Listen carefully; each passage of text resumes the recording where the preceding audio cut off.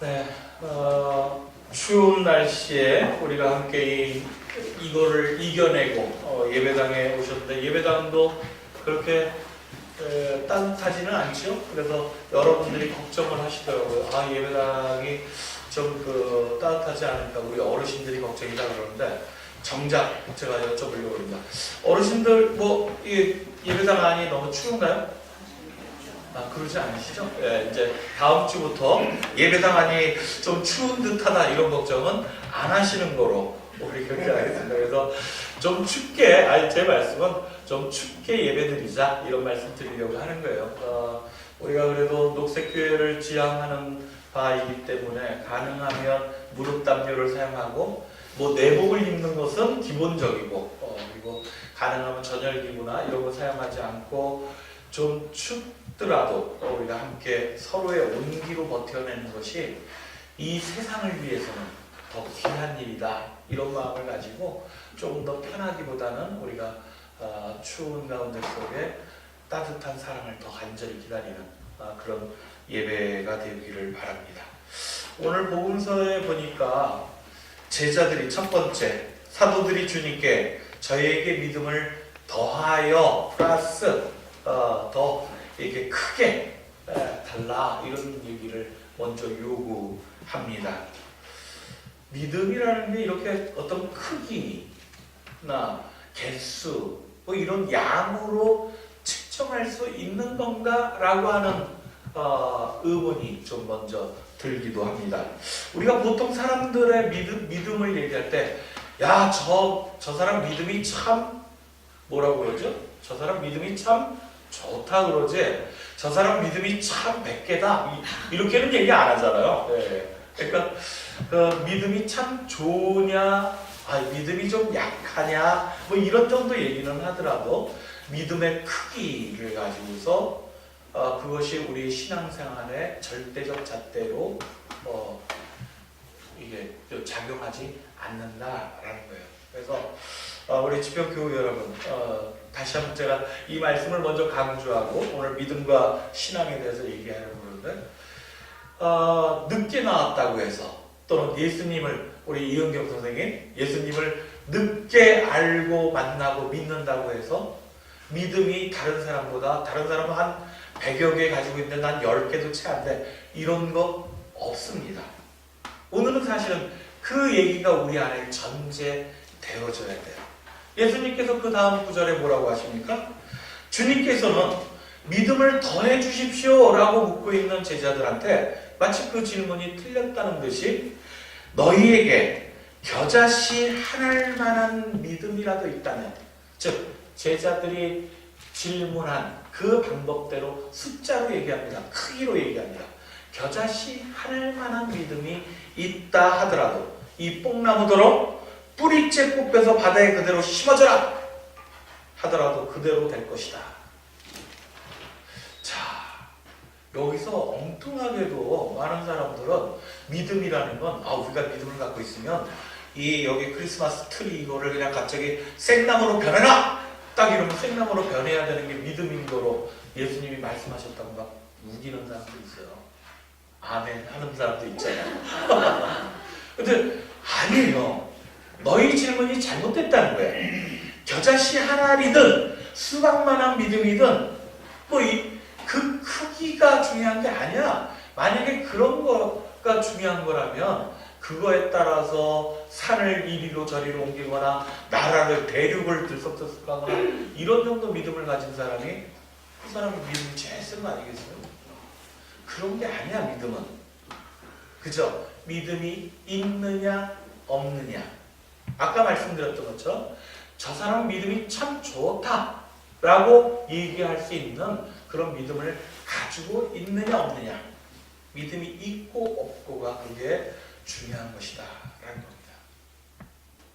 그 믿음이 주님께서는 그 다음에 하나의 예를 들어서 얘기하시는데 사실 여기에서 또 걸려지는 사람들이 있습니다. 볼까요? 너희 가운데 누구나 농사나 양을 치는 사람 종을 데리고 있어. 종을 데리고 있는데 그 종들이 와서 들에서 막 일하고 돌아왔습니다. 저녁 때가 다 돼서 들어왔는데 어서 와서 밥부터 먹어라 이렇게 얘기할 사람이 어디 있겠느냐? 먼저 내 저녁부터 준비해라. 그리고 내가 밥 먹을 동안 내 옆에서 시중 들어라. 그러고 나서 먹든지 말든지. 그런다고 주인이 고마워해야 되느냐? 아니잖아. 저 같으면 가끔 이렇게 주님께서 이렇게 말씀하실 때 참 야멸차시다 뭐 이런 생각도 좀 들어요.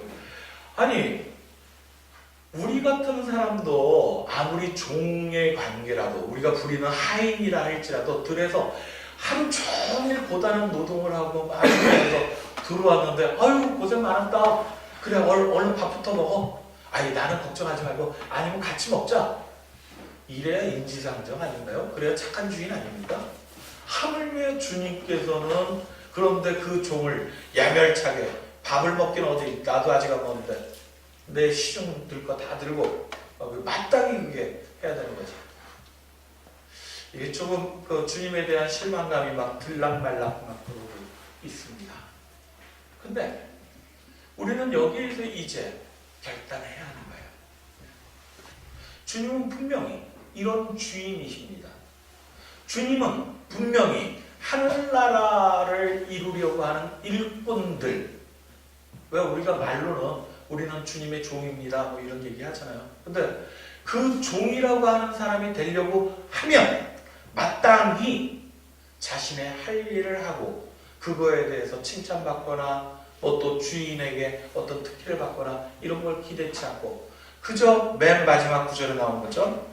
저희는 보잘것없는 종입니다. 그저 해야 할 일을 했을 뿐입니다.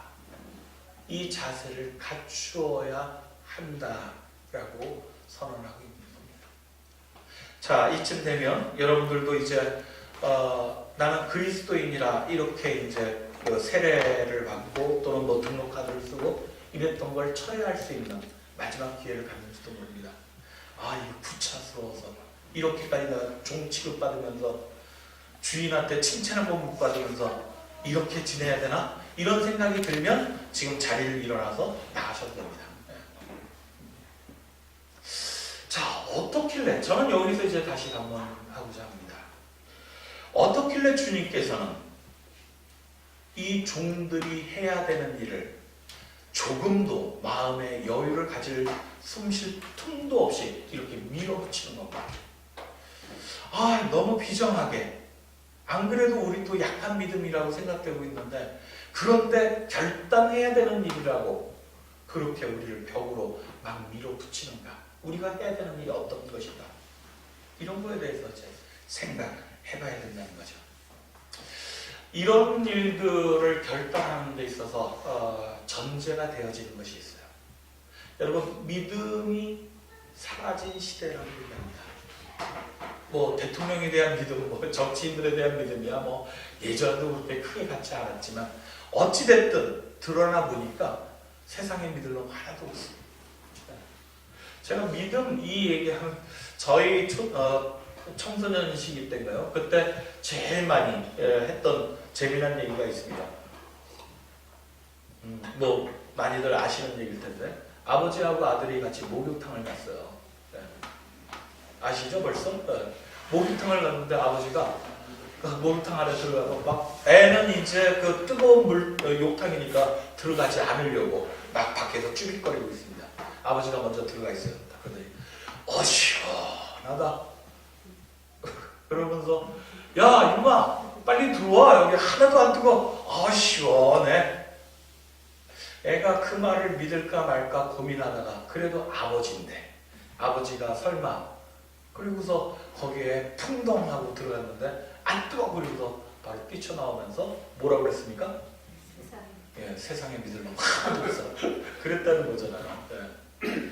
그러니까 이 세상에 믿을 놈 하나도 없어가 하필이면 부자 간에 아버지와 아들 간에 사이에서 결정적으로 이루어지는 신뢰관계가 이렇게 깨졌다라는 거예요.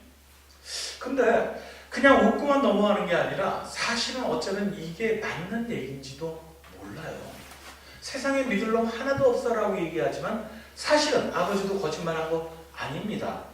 그렇잖아요. 우리 어른들 그 뜨거운 국물 같은 걸 추운 겨울날 그런 걸 탁 떠서 드시면서 어때요? 정말로 속이 싹 풀리고 시원하다 이런 감정이 느껴지잖아요. 네. 사우나 가서 고된 몸을 착 녹일 때 땀이 쭉 빠지면 그런 거서 정말 시원하다 이런 느낌 같습니다. 즉 다시 말씀드리면 믿음이라고 하는 것은 사실은 자신의 체험을 바탕으로 하는 거다. 아이에겐 아직까지도 고된 노동 뒤에 맛보는 뜨거운 국물이 가져다주는 그 시원함을 느낄 만한 인생을 살지 않았습니다. 뜨거운 물에 자기 몸을 다 이렇게 담궜을 때 온몸이 노글노글해져야 그때 하루의 고단함을 잊혀낼 수 있는 그 시원함을 알만한 나이가 안 됐을 뿐이지, 사실은 아버지도 그 시원하다라고 하는 그 얘기를 거짓말로 하는 것은 아니라는 거예요. 여기서 한 가지 명제는 나왔습니다.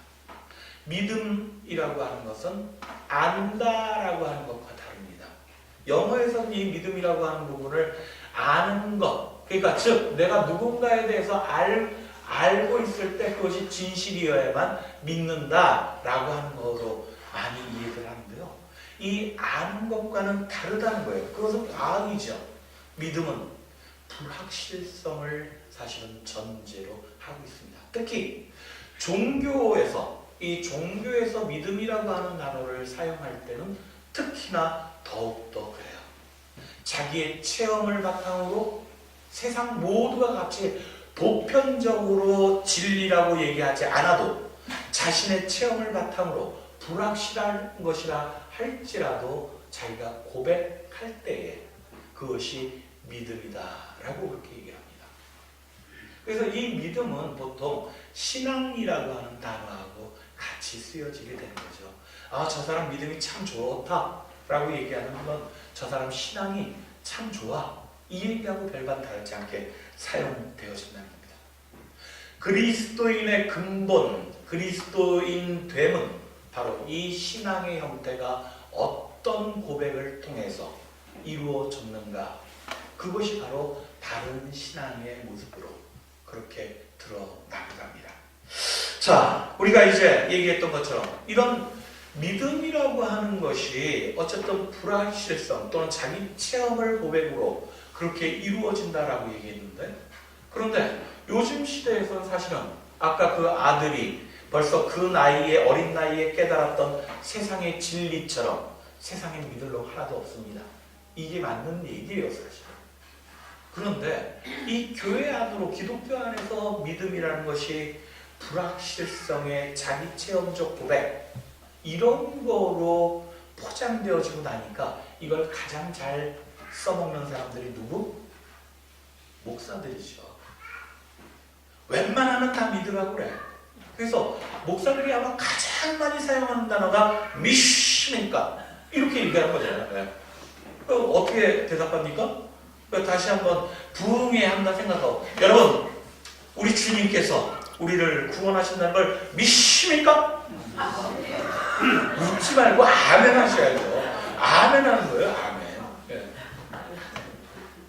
믿습니까? 제가 오히려 신학생 때는 더 잘했어요. 그래서 부흥선교단 이런 데서 절 막 데리고 가려고 그랬었는데 지금 잘 안 돼요. 근데 어찌됐든 이 믿습니까? 라고 하는 이 공격적인 질문에 아멘 하지 않으면 믿음이 없는 사람인 거야. 그러니까 그냥 아멘 소리를 그냥 누구나가 다 옆에 사람들이 자기를 사상범으로 바라보지 않도록 하기 위해서 큰 소리로 아멘 하는 게 우리 교회 안에서의 미덕이 되어져 버렸죠. 근데 믿긴 뭘 믿어? 그 사실은 목사 말을 믿는 거죠. 우리가 지금 시대를 보면 알지 않습니까? 목사들이 믿습니까? 라고 아주 그냥 강한 발음으로 얘기하는 것, 그리고 사람들을 막 몰아붙이는 것일수록 거짓말이다. 그런 걸 우리는 다 알고 있잖아요. 그러기가 더욱 쉬운 시대를 살고 있어요. 아멘하는 교인들도 사실은 우리가 믿어야 되는 대상은 예수님 또는 하나님이어야 하는데 그 목사를 믿는 거죠. 자기 교회 목사 얘기만 믿는 겁니다. 여러분도 사실은 거기서 놓긴 게 이태규 말만 믿는 거예요. 그죠? 여기서 아멘하면. 그러니까 다른 교회 목사들이 볼 때 불만이 있죠. 그러면 목사를 믿지 않고 어떻게 예수 그리스도 우리 주님을 믿는다라고 고백할 수 있을까? 이게 오늘의 총정리의 부분입니다. 여러분들이 이따가 되새김 말씀을 이제 함께 나누려고 할 때 바로 이 부분에서, 그러면 목사를 통해서 또는 성경을 통해서 또는 신학자를 통해서 그렇게 들려지는 예수의 모습 가운데 우리가 그 사람을 믿는 게 아니고 그 너머에 있는 예수님을 어떻게 믿을 수 있는가라고 하는 것, 이 답을 찾으면 되는 거죠. 성경에는 다행스럽게 공간복음을 통해서 예수 그리스도의 믿음에 관한 이야기가 많이 나옵니다. 지난번 제가 그 말씀을 드릴 때 신앙의 반대말이 불신앙이 아니라 뭔가요? 막 이렇게 했을 때 아마 성경 집사님이 뭐 그러셨나요? 의심이요? 뭐 그러셨어요. 네, 맞습니다.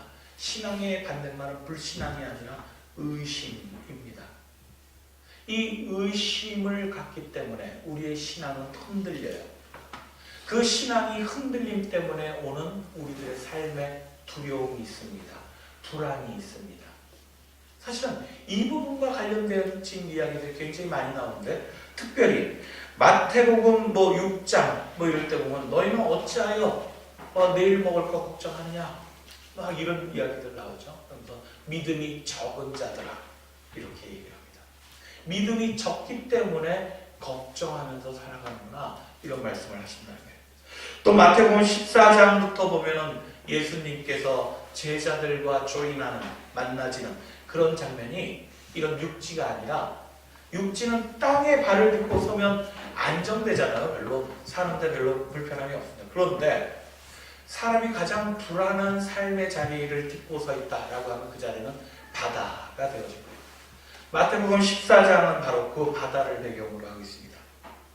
제자들이 배를 타고서 밖에 나가 있는 바다 위에 떠 있는데 저 멀리서 누군가 나타났어요. 유령이다. 그리고 쳐다봤어요. 누구? 예수님께서 나타나셨어요. 그 예수님이 자신들에게 배에게 가까이 올 때 그 주님을 알아봤습니다. 아, 주님이시구나. 그리고 어떻게 해요? 베드로가 예수님한테 가려고 그 바다 위를 걸으려고 하잖아요.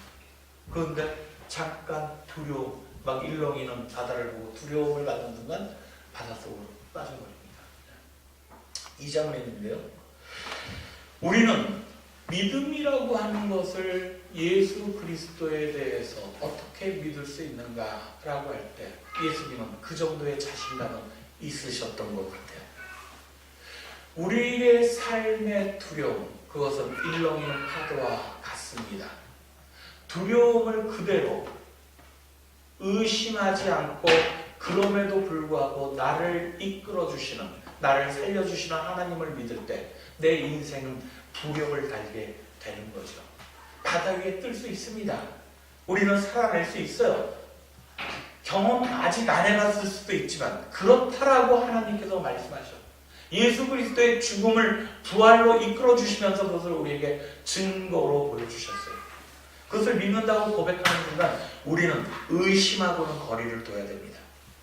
그런데 바다 위를 걸어오는 위태로운 예수님의 모습처럼 우리는 예수님도 위태로워 보이는 것 같아요. 세상에 맞서서 예수님은 너무 나약하신 분인 것 같다는 마음이 들기 시작합니다. 예수님을 따라서 그 바다 위와 같은 이 세상길, 십자가의 길을 걷겠다고 나서긴 했지만 내가 이 길을 가도 되는지 의심하는 순간 우리는 끝모를 바닷속으로 추락하는 것, 그것이 우리들의 인생인지 모릅니다. 이게 바로 신앙인이 걸어가야 되는 숙명적 삶이라고 하는 거죠. 여러분, 이 길을 그래서 만만하게 봐서는 안 됩니다.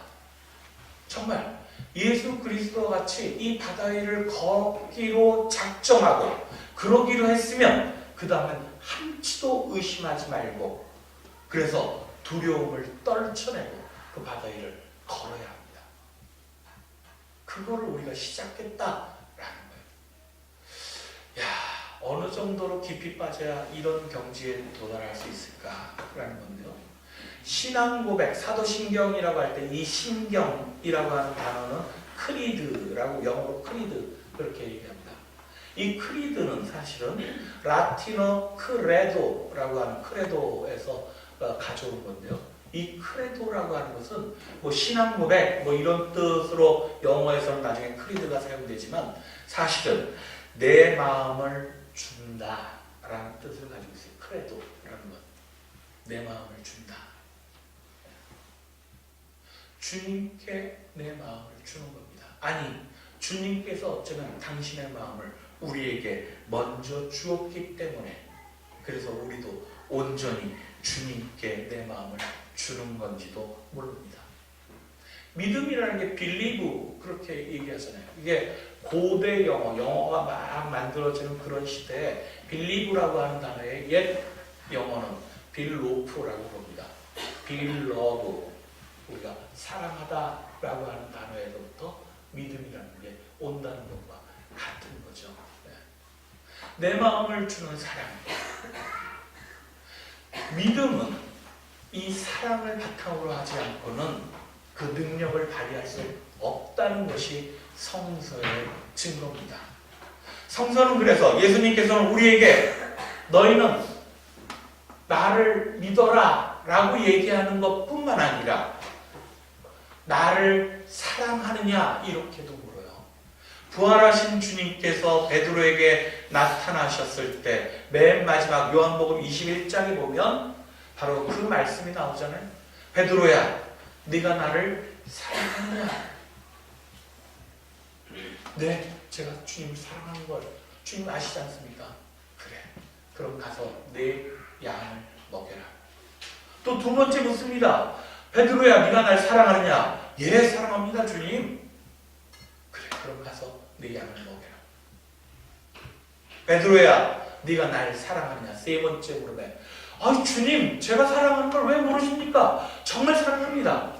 가서 그럼 내 양을 먹여라. 내가 나를 믿느냐라고 하는 것은 내가 나를 사랑하느냐, 즉 주 너의 내 목숨을 다하고 내 생각을 다하고 마음과 힘을 다하여 내 하나님 아버지를 사랑하라. 이렇게 예수님께서 말씀하셨던 것처럼 하나님을 사랑하고 예수님을 사랑한다는 것이 바로 그분에 대한 믿음이 되어야 합니다. 그 사랑 없이 믿음이라고 하는 것은 세상에 믿을 놈 하나도 없어. 그것과 같아요. 이 사랑이 바탕이 되어진 믿음이어야만 양을 먹이러 갈 수 있는 실천으로 이어진다는 거예요. 사랑이 바탕이 되어진 믿음이어야만, 그런 신앙인이어야만 우리 저 깊은 곳에서부터 우리의 삶이 막 움직여지는, 진동을 느끼는 그런 힘을 가지고 세상 속에 나타나줄 수 있다라는 겁니다. 사랑이 없는 목사들이 세상의 권력만 바라보며 해바라기처럼, 그래서 높은 자들을 그들과 더 친해지려고 애를 썼던 목사들이 믿습니까? 백날 천날 외쳐봐야 세상을 움직일 만한 영적 힘이 사라지는 겁니다. 작은 자 한 사람, 이 추위 속에 세상 가운데 밀려날 수밖에 없는 그 한 사람을, 작은 자를 사랑하는 뜨거운 마음을 갖고 있는 믿음의 목회자, 믿음의 그리스도인들이야말로 그들의 하는 그 신앙의 행태가 세상을 변화시킬 수 있는 커다란 힘을 갖고 있다는 것이죠.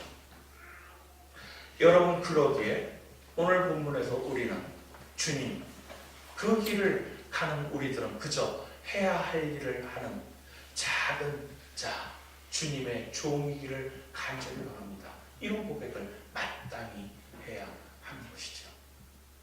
집행의 교회 여러분, 오늘 우리들의 믿음을 점검할 때 우리들이 정말 주님을, 하나님을, 그분을 우리는 얼마나 사랑하고 있는지, 그분을 사랑한다는 것은 이 세상에 가장 작은 자로 오시는 주님을 우리가 알아차릴 수 있는 마음에 눈이 열릴 때, 그때에서야 제대로 믿음에 대해 평가할 수 있다라고 하는 것을 우리가 함께 느끼고, 그리고 그 마음을 우리에게, 그 믿음을 우리에게 허락해 주시기를 간절히 기도하는 우리 모두가 되어지기를 바랍니다. 함께 마음과 이걸 기억하시면서 기도하겠습니다.